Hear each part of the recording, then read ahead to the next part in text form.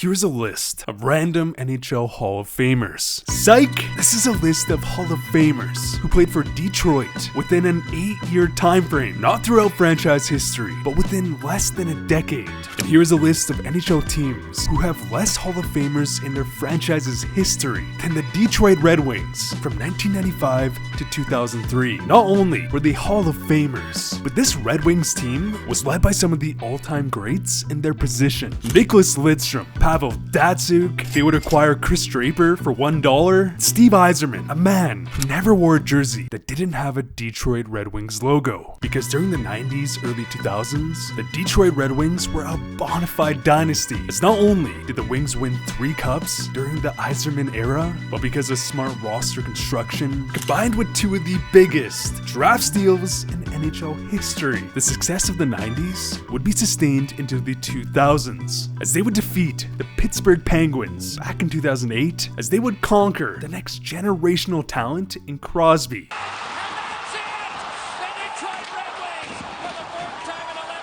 However, the next season, we would see a Stanley Cup final rematch, but this time, it felt different. Crosby was now 21, prepared with the experience after a crushing defeat the year prior, and in Game 7, the Penguins would win. And in the following years after the 2009 Stanley Cup Finals loss, the Red Wings went from a dynasty to being in one of the longest playoff droughts in franchise history. So how in the hell did Detroit go from winning 4 Stanley Cups, a team assembled from Hall of Famers, to setting a modern day NHL record where they would have one of the lowest winning percentages of the last 50 years?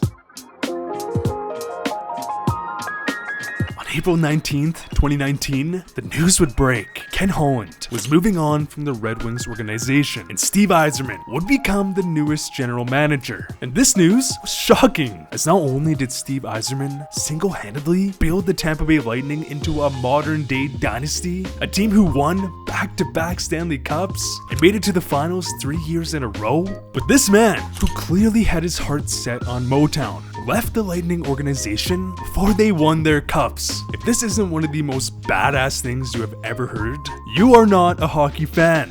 Here's a list of notable draft picks Steve Yzerman made with Tampa. Not only is this list impressive from face value, but when you consider that there are 2 Maurice Richard, an Art Ross, Ted Lindsay, Hart, Vezina, Norris, 2 playoff MVPs, and the fact that these 5 most likely end up in the Hall of Fame is mind-blowing. And to give you an idea of Yzerman's drafting genius, he has such a history of being so confident in a prospect that he will trade up last second in a draft to snipe a hidden gem, which would lead to the drafting of Braden Point, Andre Vasilevsky, and Anthony Cirelli. Not to mention, when a draft pick doesn't work out, this man knows when to cut ties, swapping Drouin for Mikhail Sergachev. Disgusting. I feel sick now.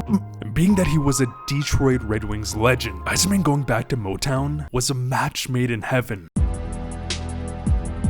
When I was drafting up this video, I felt like something was missing, and while listening to Spittin' Chicklets, I would hear the perfect quote that describes the Yzer plan. If you want me to cook, you have to let me buy the groceries. Because when a new GM is hired to take over a team, that team's owner and the new GM usually have an agreed upon direction, or perhaps a vision for the team's future. In some cases, such as the Vancouver Canucks, Jim Rutherford and Patrick Allvin took over a broken, dysfunctional Canucks roster to start finding pieces to build around Pettersson and Quinn Hughes. And this strategy can be successful, but it also has massive risk. And if you aren't able to find those perfect, complementary pieces, your team will be stuck in constant mediocrity. Not good enough to contend, but not bad enough to draft high. Classic trap. But in Steve Yzerman's case, he has such a proven track record of drafting and developing, an NHL owner would be idiotic to not let Yzerman set whatever direction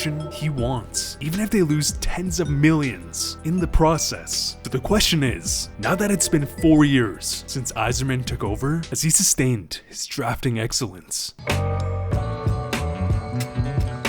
When it it comes to rebuilding a team, drafting is the first thing that comes to mind. Look at Colorado. Cale Makar, Mikko Rantanen, Nathan McKinnon, Bowen Byram, their captain, Gabriel Landeskog, all drafted and developed by Colorado. And since taking over the team in 2019, Steve Yzerman, and get this, has traded for 28 draft picks within less than 4 years. This right here is the fundamental idea, vision of the Yzer plan. Late round draft picks are basically lottery tickets. When you look at the odds, landing a guy like Kirill Kaprizov in the 5th round is like hitting the jackpot. So the more lottery tickets you get, the odds are of course going to go up. But what happens when your scouting department is the cream of the crop?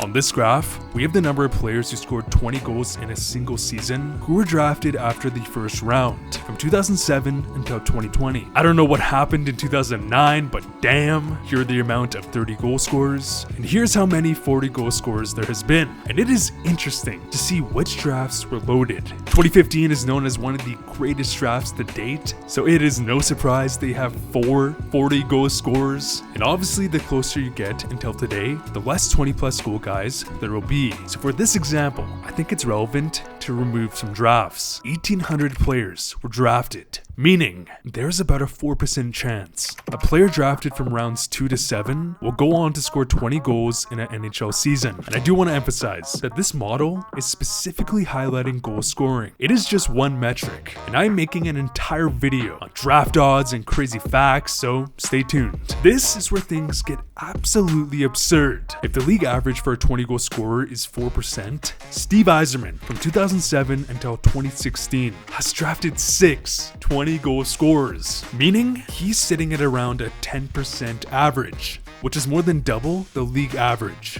But it doesn't stop there. Steve Yzerman has drafted 2 40, pretty much 50 goal scorers after the first round. So around 3% odds, which is 3 times the league average. Not to mention that besides Kucherov and Braden Point, there has been 0 50 goal scorers drafted after the second round. And when you consider that Steve Yzerman has acquired 28 future draft picks, 5 of those picks are in the first 2 rounds of the Bedard 2023 draft, as I have heard countless analysts say that a second round pick in this draft has about the same value as a first round pick in future or past drafts. So when you consider that Yzerman has made many slam dunk picks since joining Detroit, landing a potential hidden gem is more so a given than a lottery ticket. Back in 2019, we would see Yzerman make his first draft pick with the Wings, and in a somewhat dramatic fashion, Steve Yzerman would go off the board, where he would select Moritz Seider. And keep in mind, many fans were confused, if not straight up furious. However, my man Moritz would show them what's up. And this is stolen away by Seider. Mo Seider, short-handed. Kennedy scores!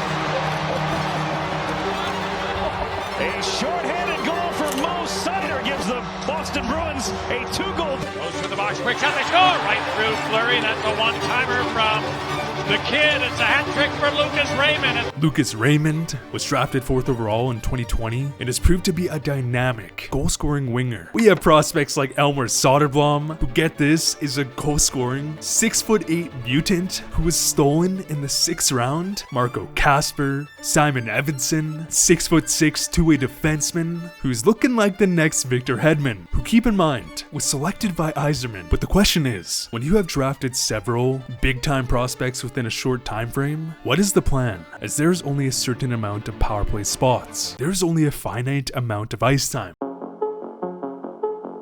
This past deadline, we would see Stevie Y pull off 2 massive trades, as he would trade Philip Hronek to Vancouver for a first and second. They would acquire another first from Boston for Tyler Bertuzzi, which on face value seems a bit odd, as these 2 players are potential building block pieces. Philip Hronek is a 25-year-old who's been seeing tremendous progression over the last several years. He was arguably Detroit's best defenseman. Why trade him? Why trade Bertuzzi? In 2018 and 2019, the New York Rangers would win back-to-back draft lotteries, as they were gifted the 2nd and 1st overall pick, which they would use to draft Capo Caco and Alexis Lafreniere. And since being drafted, to be frank, haven't been amazing. Do I think they're busts? Absolutely not. But given their draft pedigree, it's been a bit underwhelming, which makes you wonder. Both Capo Caco and Lafreniere are playing on a Rangers team that is loaded with forwards, a team that is competing for the cup.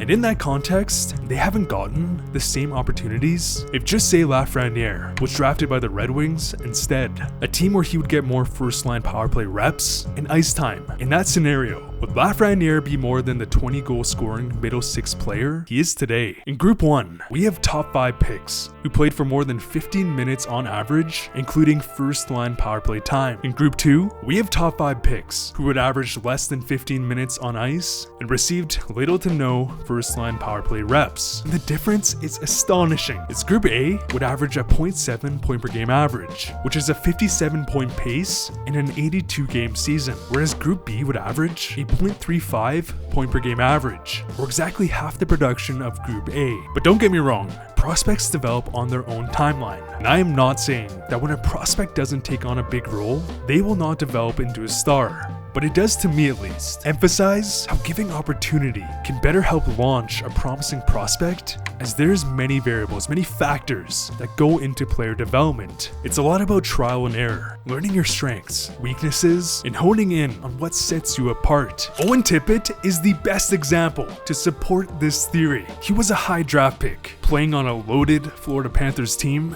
which would result in little opportunity. He would then get traded to Philly in the Claude Giroux deal, where this new opportunity, aka top 6 minutes and power play reps, has resulted in a 27 goal season. Crazy, because if we take a look at recent Yzerman trades, trading out Hronek and Bertuzzi, acquiring draft picks, screams the fact that Steve Yzerman knows he has prospects he can build around. So why not trade a guy like Hronek when his value is at an all-time high? Also means that there's more opportunity in the lineup for a guy like Simon Edvinsson or William Wallinder, 2 players that are showing top 2 upside, now have the chance in the lineup to prove that they can be stars. Because not only has Steve Yzerman built a prospect system with star caliber defensemen, but he's also drafted potential star centers, wingers, and a 6'6" goalie in Sebastian Cossa. So let's look at the team report card. They have a promising forward core, but they are missing depth. On the blue line, they have Moritz Seider, who might just be the most ideal defenseman to build around. However, with the departure of Hronek, they are hurting, and going into the future, their prospects will have to take a big step. And as for goaltending, it's looking rough. But again, for goalies in every position, Yzerman has built such an extensive prospect pipeline that as long as the players trust the Yzer plan, the Red Wings will be sleeping giants. So overall, 9.5 for prospects, 9.5 for draft picks, and as for the potential contender score, a score I'm just making up right now in this moment, I would give them a 9.5 out of 10. Things aren't great today, but might be amazing tomorrow.